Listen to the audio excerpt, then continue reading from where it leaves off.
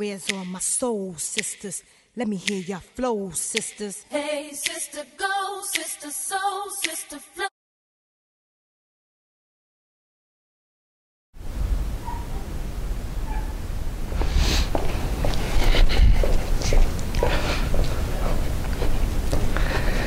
Hey Swole sisters, your coach Jenna here, going to talk to you about the deadlift. So you're going to see the deadlift come up in some of your conditioning workouts. Just want to make sure that we're setting up good and that we've got good technique. So feet are always going to start about underneath your hips. That's going to depend on the length of your lever. So I deadlift in the same stance that I would clean from or snatch from or push press from. So for me, that's the same stance. Most likely that should be the same stance for you, because that should be where you feel the most powerful.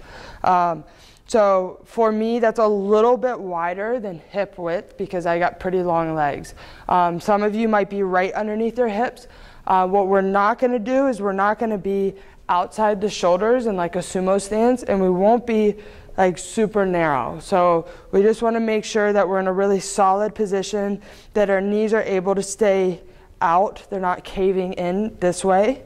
So that's what we're looking for. In the deadlift, your shins are going to be pretty vertical. This is a little bit different than your clean and your clean deadlift. So your clean deadlift, you set up the same way you would with a clean.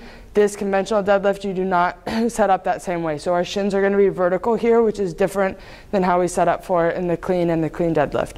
So you're going to get the knots of your shoelaces, where you tie your shoelaces right underneath that barbell. And you're going to bend your knees. Make sure your knees are out. Bend your knees until your shins touch the bar.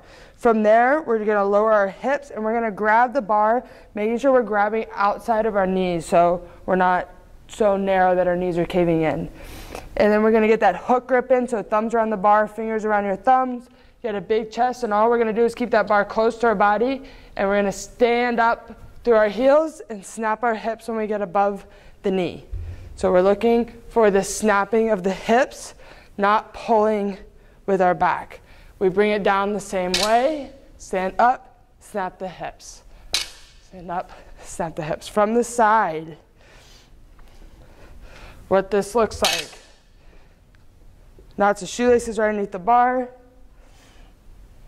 Bend the knees till the shins touch the bar. We're going to grab the bar, get a really big chest tight back, stand up, snap the hips.